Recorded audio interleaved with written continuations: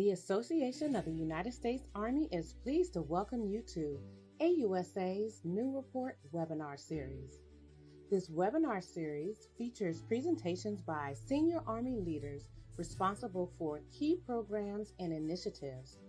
It also features contemporary military authors who weave together the past, present, and future story of the United States Army. Kicking off today's webinar is AUSA's Vice President of Education, Lieutenant General Retired Guy Swan.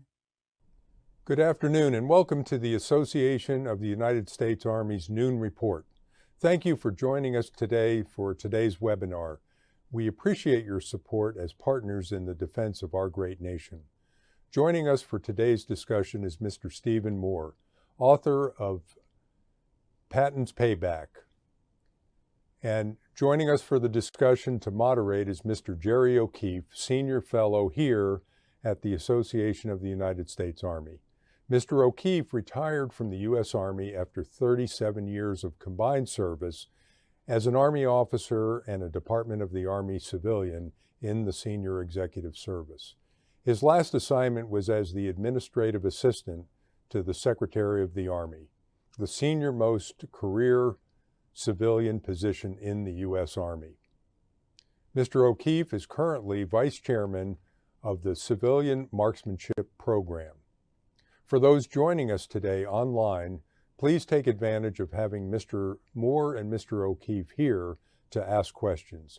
You can use the Q&A tab on the right side of your screen to submit a question.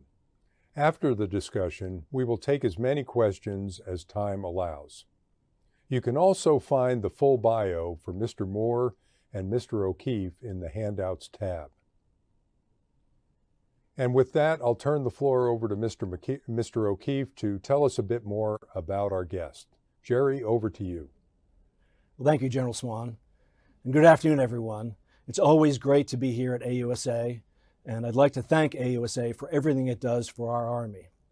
I'd also like to welcome everybody from the webinar. Obviously, this is our participation kind of event, and as General Swan said, we'd love to get your questions. We've set aside plenty of time at the end of the webinar to have a conversation with Steve. And now I'd like to introduce Steve, Mr. Steve Moore, our author and our guest today. He is the author of his latest book, Patton's Payback. In addition to that, Steve has written many other books, literally 24 other books, and they predominantly involve military history or the history of Texas. And speaking of Texas, Steve is a very proud sixth-generation Texan. He graduated from the Stephen F. Austin State University, where he studied both journalism and marketing. Steve currently lives in North Texas, where he also works as a marketing director in a Dallas area firm. So again, welcome everybody. And Steve, we look forward to your presentation and our discussion after. Thanks so much, Mr. O'Keefe, and thank you, General. It's a pleasure to be here. Well, as we get started here, long before he helped turn the tide in Tunisia in 1943, George Smith Patton Jr. was turning heads in his military career. He was a colorful character even in the earliest days of his career. Patton had pursued Pancho Villa through Mexico in 1916, and he used his Colt revolvers to shoot 3 of Villa's associates, earning himself the nickname the Bandit Killer. During the First World War, he was decorated with the Distinguished Service Cross for his heroism and for being wounded in attacking a German machine gun nest. Following World War I, he worked closely with Dwight Eisenhower in helping to shape the way tanks should be used as an independent fighting force rather than as infantry support vehicles. Now, Patton and Ike's paths would continue to cross during World War II. The man that became known as Old Blood and Guts would be elevated eventually into his first command campaign role. But during the buildup to America's entry in World War II, there was a lot of training stateside, a lot of work tactical with tanks, stateside maneuvers in some of the southern states. And during some of this, Patton's style was recognized. Men such as Army Chief of Staff George Marshall and others during these war games saw Patton for what he was. Patton is by far the best tank man in the Army, Marshall said. Marshall also knew how to handle Patton, who was known to be blunt and profane at times. Patton was also recognized by another of his colleagues during a second round of war games that was held in Louisiana during 1941. Lieutenant Colonel Omar Bradley said that Patton utilized dazzling speed and surprise to run his division against an enemy and called him one of the most extraordinary fighting generals the Army has ever produced. Now, during some of the desert training in California and out in the desert area in 1942, Patton was interviewed by some of the press. And for its part, Time magazine interviewed him and reported that the general was known to some of his troops both as Flash Gordon and Old Blood and Guts. During the November 1942 Allied landings in North Africa, Patton commanded 33,000 men who went ashore in Morocco. When others were given command of the campaign itself, he was critical of some of their tactics. He noted that British General Kenneth Anderson kept his headquarters 100 miles from the front lines. Too far by 95 miles, Patton wrote. As events played out, he would get his chance soon enough to employ his own command style. During early 1943, the Army II Corps commander, Lieutenant General Lloyd Friedendahl, kept his own headquarters an equal long distance from the front lines. Friedendahl was known at times to issue confusing orders to some of his subordinates, and he allowed his 1st Armored Division to be operated in widely splintered, separated groups. General Eisenhower would come to regret his choice in Friedendahl as the campaign commander, and he sent Brigadier General Omar Bradley into the field to observe for him. Bradley reported that Friedendahl rarely visited the front lines and often positioned his troops too far apart for mutual support. Major General Ernie Harmon reported to Ike during the Kasserine Pass battles, where the American forces were largely routed, that Friedendahl had lost the confidence in his men. Regarding losses at Kasserine, II Corps lost 183 tanks, 194 half-tracks, 208 pieces of artillery, 512 trucks and jeeps, and during that month had suffered more than 6,000 men killed, wounded, or captured. On March 6, 1943, 2-star General Major General Patton replaced Friedendahl and took command of 88,000 men. The man that arrived at the II Corps headquarters was burning with passion to achieve payback, both for the Army's poor showing at Usulita and Kasserine Pass, and also for the Germans having captured his own son-in-law, Lieutenant Colonel Johnny Waters, just weeks before. Patton arrived on the scene like a typhoon. His command motorcade pulled in with sirens wailing at the headquarters, and he quickly set about making changes to make his presence felt. Taking his breakfast at 0700 on the second day at the headquarters, he found that Friedendahl's command staff kind of lazily took their breakfast around 0900. So Patton immediately ordered the mess hall to be shut at 0730 that day and every day forward, saying, "Tomorrow, people will be on time." Patton also demanded that his officers and men be properly uniformed, even in desert warfare. That meant every man old enough to shave would have a clean face, officers would wear neckties, leggings were to be worn, and steel helmets should be worn instead of wool knit caps. He handed out fines to anyone out of uniform, and he wasn't opposed to throwing people into the brig. Old Blood and Guts believed in being seen on the front lines, though. One of his trademarks was a pair of ivory-handled Colt revolvers that he wore on his hips, and on his jacket, his steel battle helmet, and on his command vehicles, he boldly sported his general stars for everyone out there to see. A week later, Patton was promoted to Lieutenant General, and he was quite pleased. As a young boy, he once carried a wooden sword and told people that would listen to him he was George S. Patton, Jr., Lieutenant General. But in his diary on March 12, Patton wrote that as a boy, he did not know that there were full generals. "Now I want and will get 4 stars," he wrote. Fresh nicknames sprang up almost overnight for Patton as he visited troops on the front line. Some called him Necktie Patton, and others said Gorgeous George behind his back.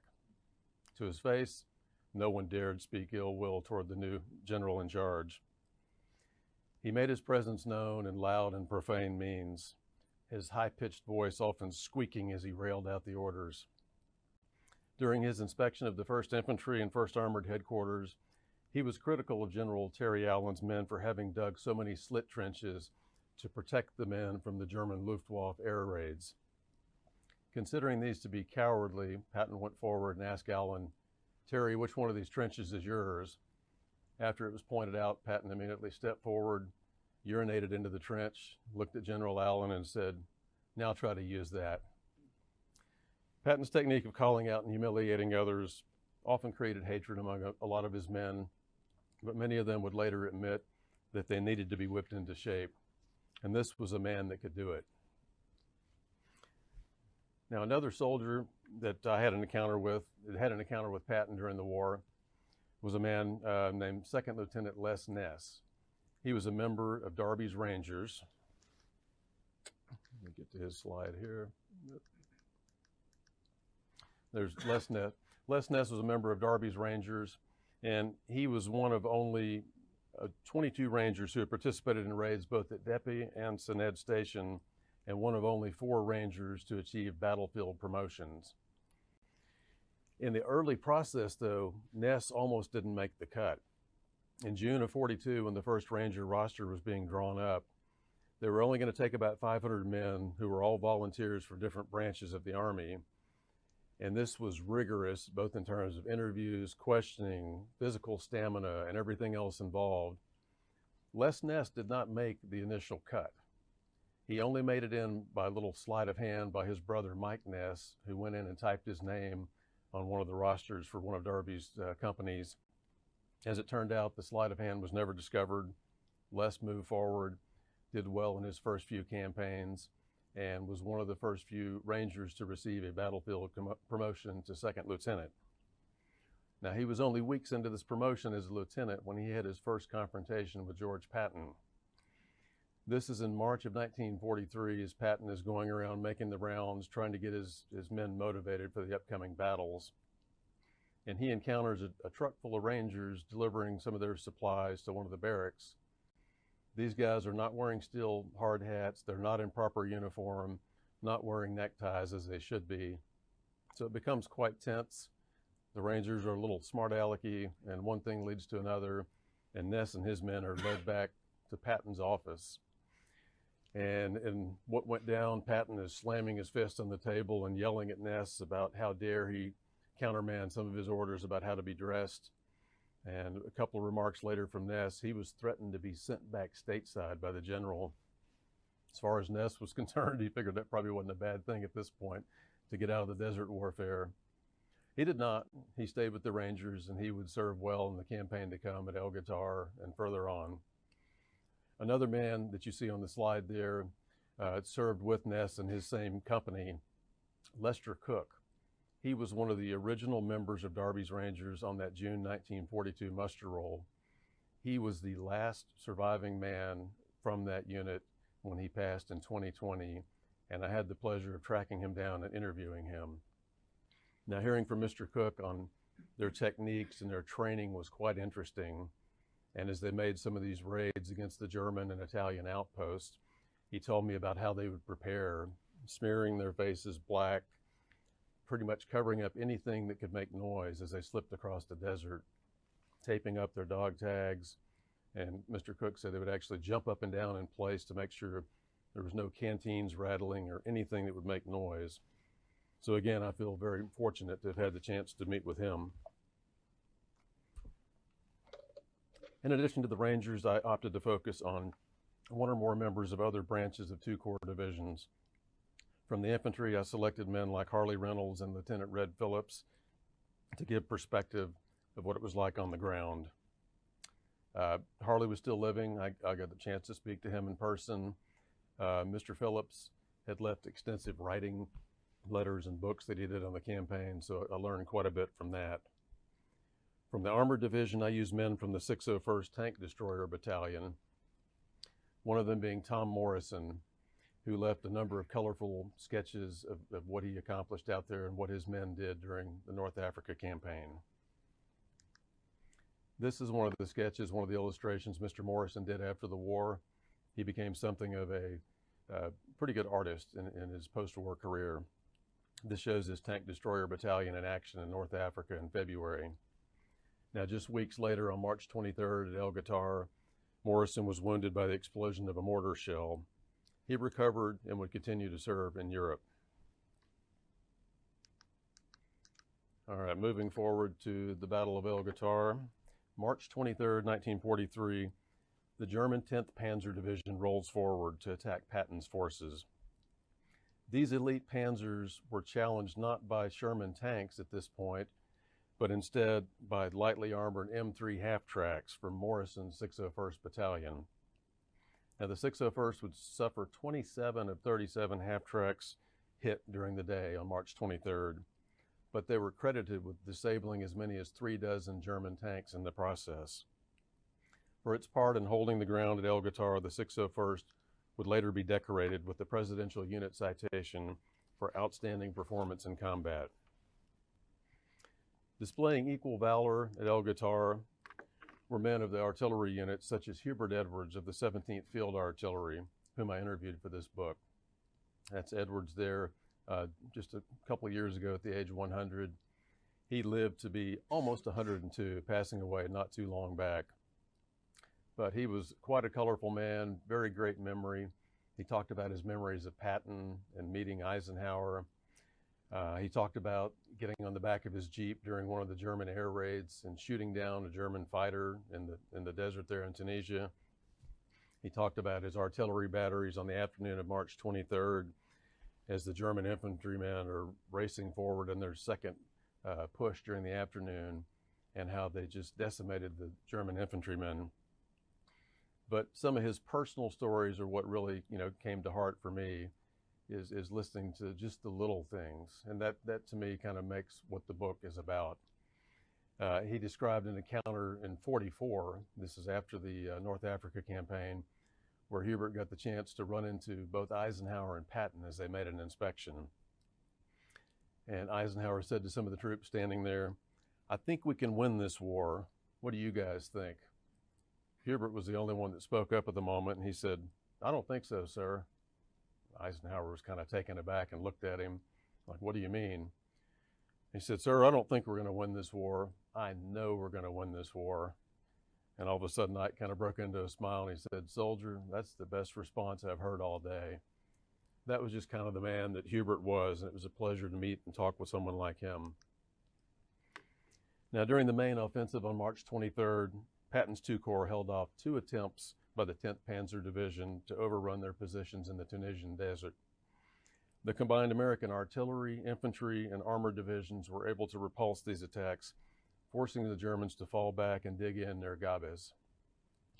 But heavy fighting would resume again the following week, south from El Guettar. In order to start a breakout, 2 Italian strongpoints on Hill 369 and Hill 772 had to be taken. This was a slow, costly process, but throughout all of this, General Patton was fired up, out there motivating his troops from the front line as often as possible. But it was not until the second week of April 1943 that the Axis line of defense in the south of Tunisia was broken. In a mere 5 weeks of command, Patton had managed to turn the tide. By the time he handed command of II Corps over to General Omar Bradley in mid-April, he went back to return to planning for the Sicily invasion coming up. II Corps was in good shape by that time, and it was in the process of carrying out its final push against the last Axis strongholds in the hills. By May 9th, Bradley's forces declared Tunisia to be secured, as his troops were in the process of rounding up hundreds of thousands of German and Italian prisoners of war. Bradley sent a cable to General Eisenhower on May 9th that said, "Mission accomplished." The mopping up actions would continue for days, during which time Generals von Arnim and Hans Kramer were among the higher-ranking Dutch Afrika Corps generals that were rounded up. British General Alexander then triumphantly declared to Prime Minister Winston Churchill, "We are masters of the North African shores." After assuming command of II Corps in early March, Patton had achieved payback for the capture of his son-in-law, the death of his close friend and aide Dick Jensen, and retribution for the losses endured at Oseltia and Kasserine Pass in early 1943. Patton had whipped an ill-prepared army into shape in just a matter of weeks, and his steering influence built character into the Army that he would oversee in Sicily in the year ahead in his next campaign. Although many of Patton's campaign tactics could be questioned and may not be acceptable in today's military or even business world, the underlying traits of a strong leader and his training techniques are very evident. He was not a man who was afraid to get his own hands dirty. He inspired men to believe that success was possible with the right mindset. He believed in proper frontline tactical training and that leaders should lead from the front.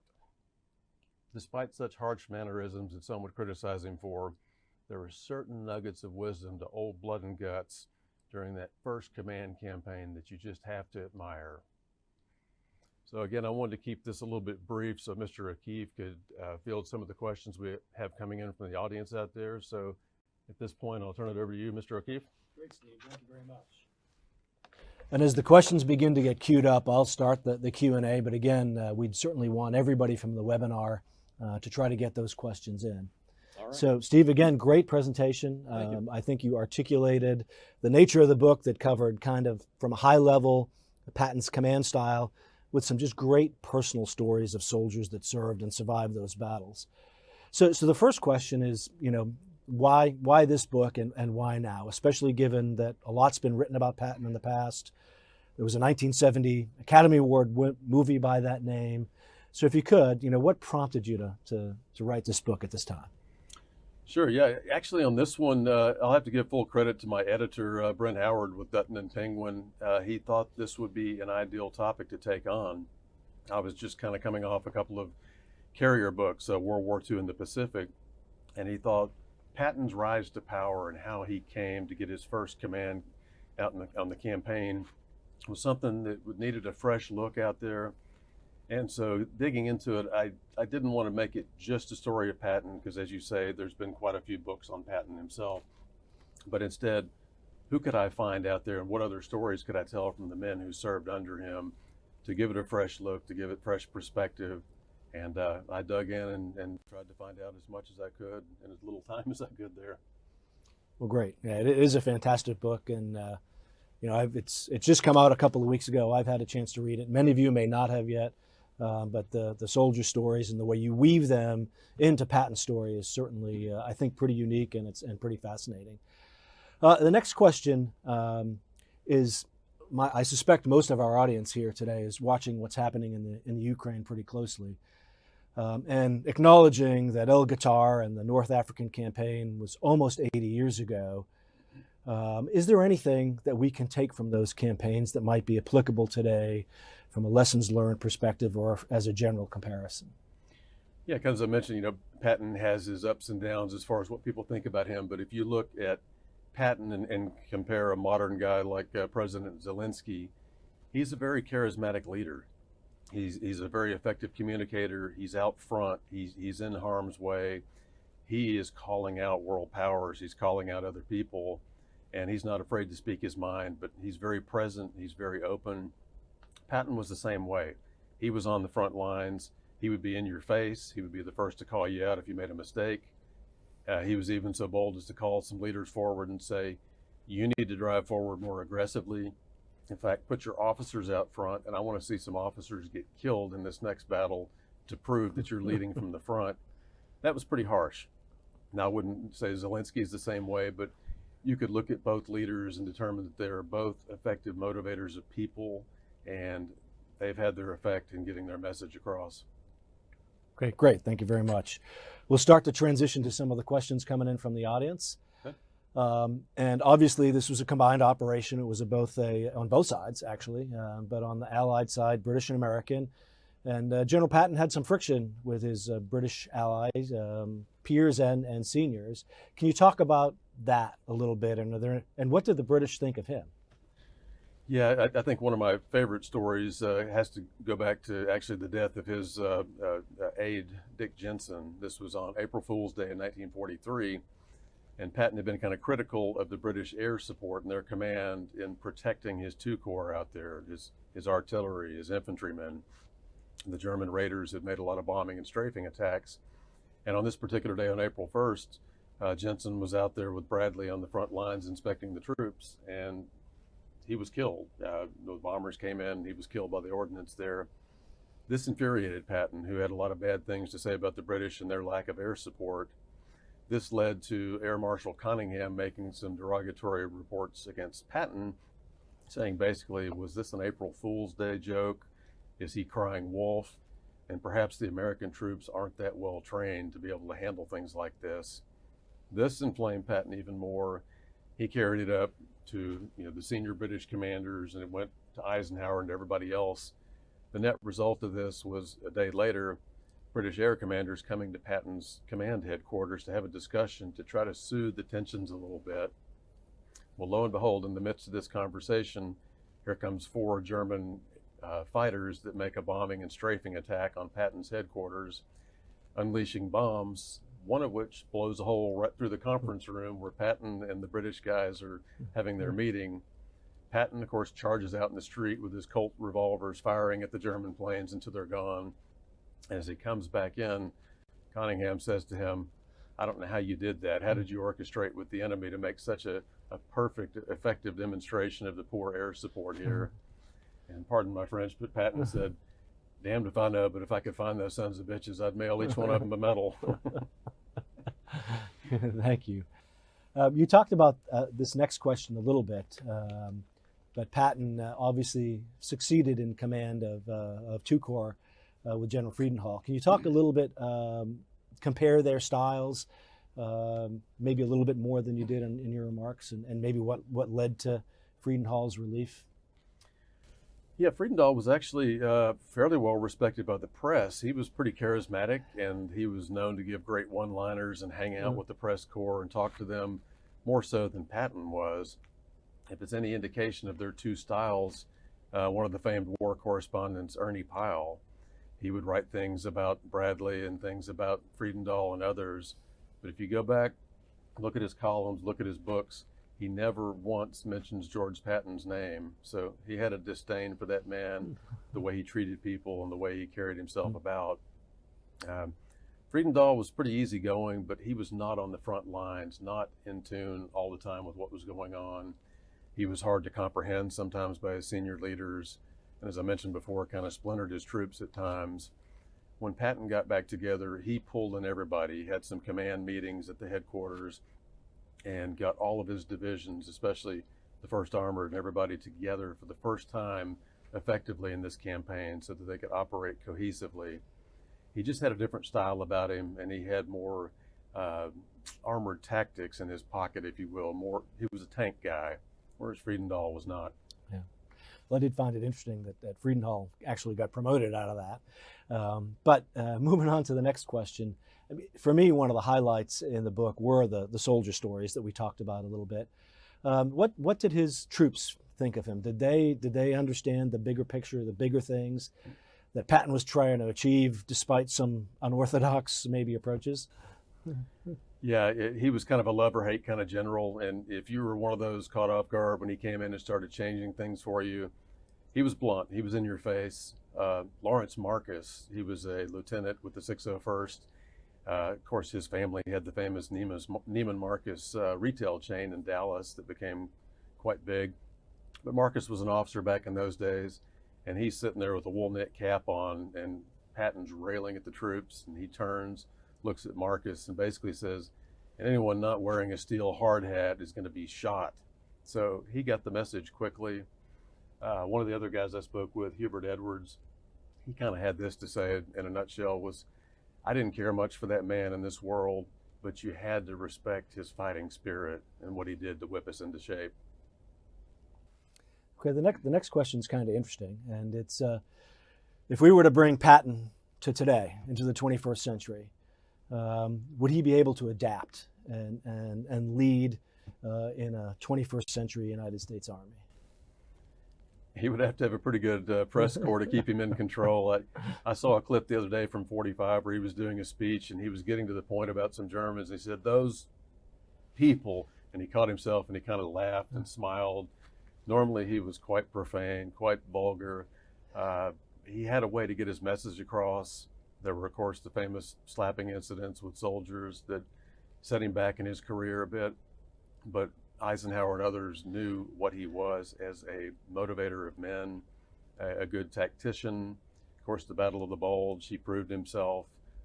So today's world, it would be a little bit more of a challenge, but I think with some assistance, he could definitely motivate people and get them going down the right path. Thank you. One of the threads throughout your book was Lieutenant Colonel, then Colonel Darby, and his Ranger Battalion. Can you talk about that a little bit more in terms of Patton's attitude and perspective and employment of what was then pretty new capability, a Ranger, almost special ops capability in the United States Army? Yeah, this is obviously kind of the forerunner to the modern special ops, and these guys had to go through rigorous training, both over there in England and Ireland before they deployed, and they were called upon to do stealth missions, secret missions in the cover of night, moving 8 to 10 miles through desert, climbing boulders, going through ravines, and to slip up on Italian and German outposts. This was different. A small group of men, only hundreds of men. You know, most of they've removed anything that would give away their identity. They're trying to be quiet. I mentioned Lester Cook talking about taping his dog tags and getting rid of canteens and anything noisy. Friedendahl, ironically, offered a lot of silver stars to the men for one of their first raids and was there when they got spot promotions, including Sergeant Ness being promoted to second lieutenant. Patton had a few things to say to them, what we talked about with Ness being called out for being out of uniform, but that was the tool of their trade. They were not to go in traditional uniforms. These guys were stealthy, and they slipped into Guettar, they went into other key outposts and captured hundreds of enemy troops, which helped give, you know, the 1st Division key points, strategic points, by them moving in the dead of the night and taking over these outposts. So it was a different tactic, you know. They were using a new tool, if you would, that the Army had at that point.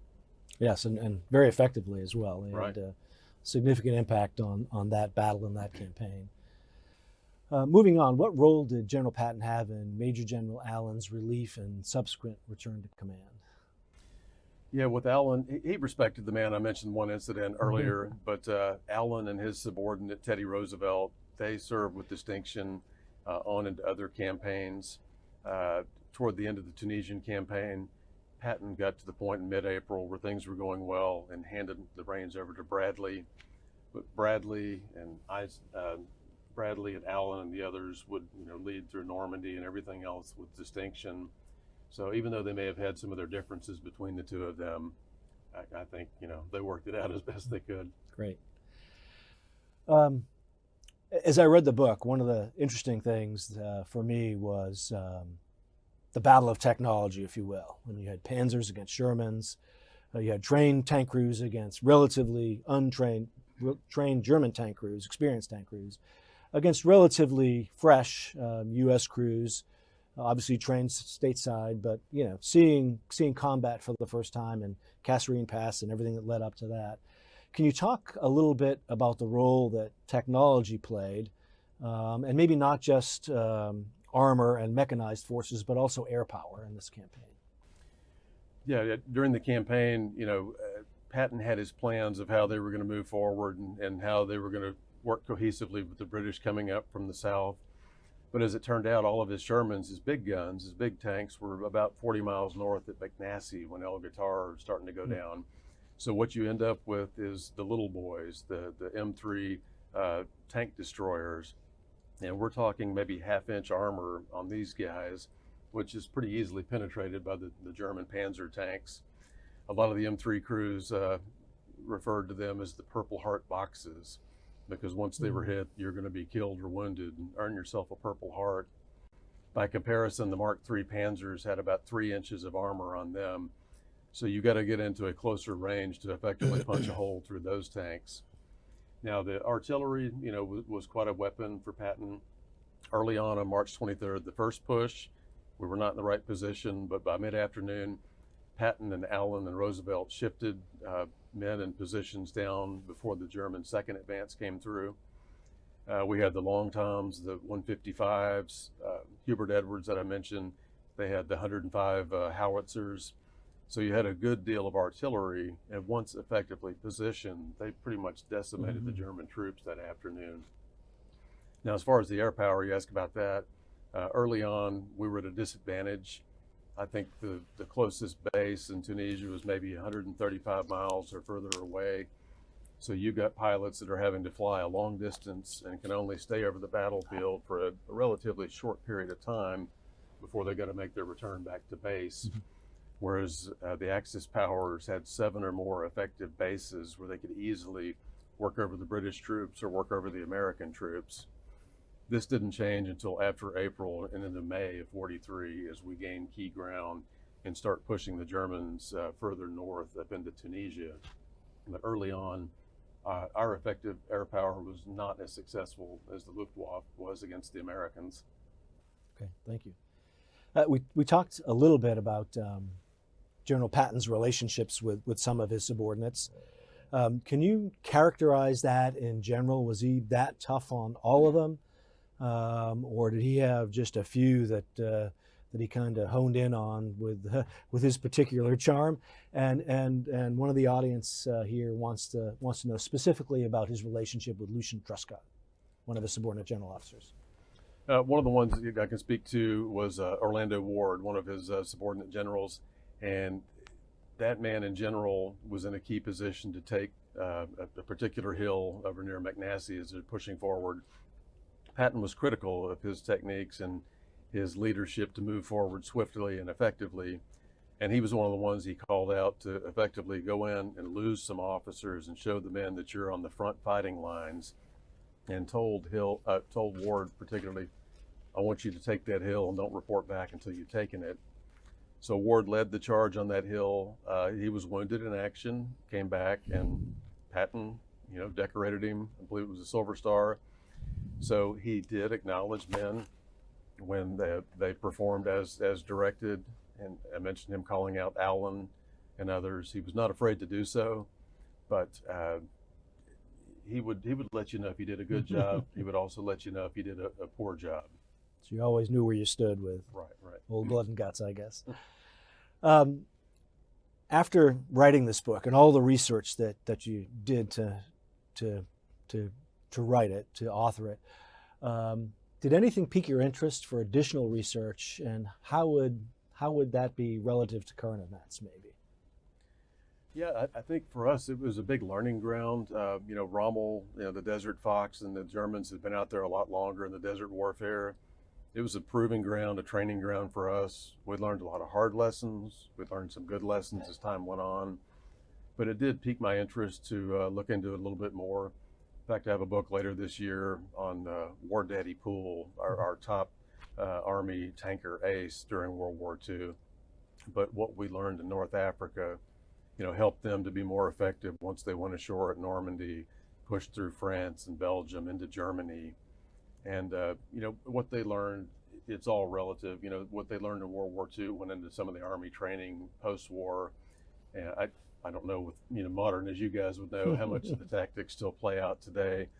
But we're seeing modern warfare with tanks still involved, which in 2022 seems kind of ironic that a war would carry out this way. But they have to look back at where we've been in the past, right? Absolutely. You can always learn from history, that's for sure. So we've talked about the North African campaign and El Guettar from, through the lens of the combat power mostly.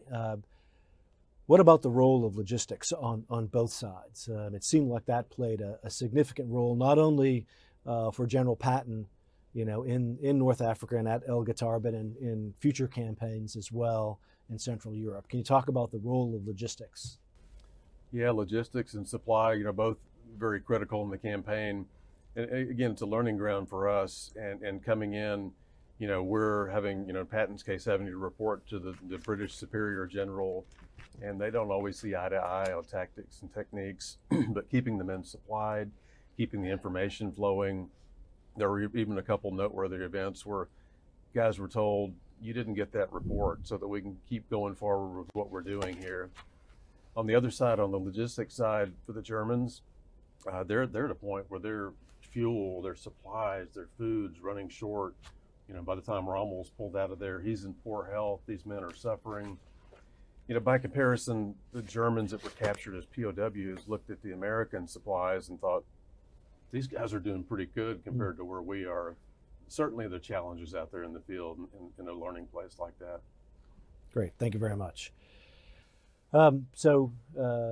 Today, this week is the week of Memorial Day. You can't help but, when you read your book, really viscerally understand the sacrifice that our servicemen have made, in this particular campaign, but certainly you can expand that over time.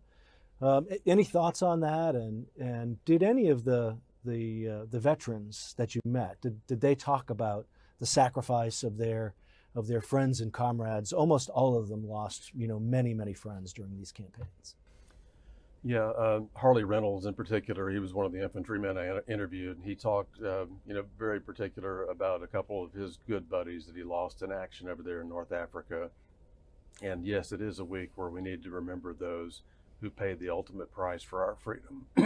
Whether it was ancient wars or going back to World War II, which is probably the oldest war where we still have veterans.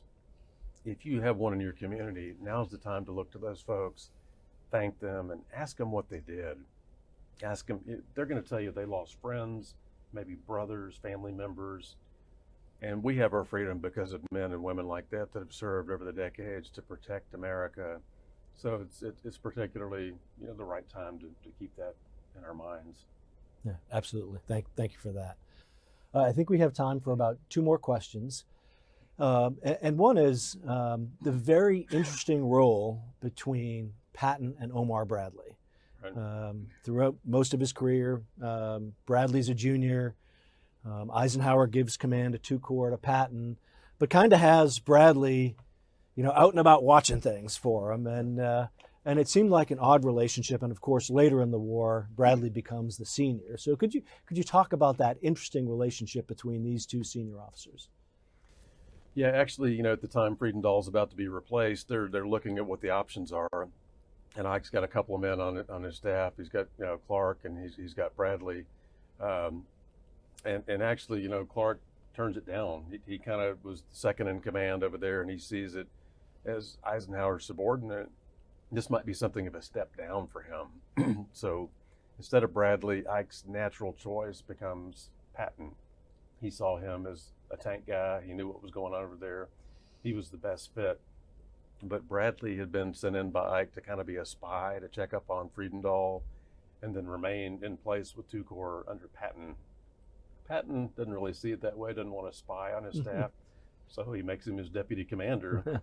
And as we get into April of 43, as Patton is recalled to work on Operation Husky and prepare for Sicily, Bradley takes over and finishes out the campaign effectively. Yeah, it is pretty fascinating, and I guess, as a former military officer, I should have known this, but I didn't realize that Patton's command of 2 Corps was actually that brief. Yeah, he only had a matter of a couple weeks to kind of whip the Army into shape there, coming in on March 6th, and then we've got the Rangers making their raids March 19th, 20th time frame, and then the big start of the Battle of El Guettar, March 23rd.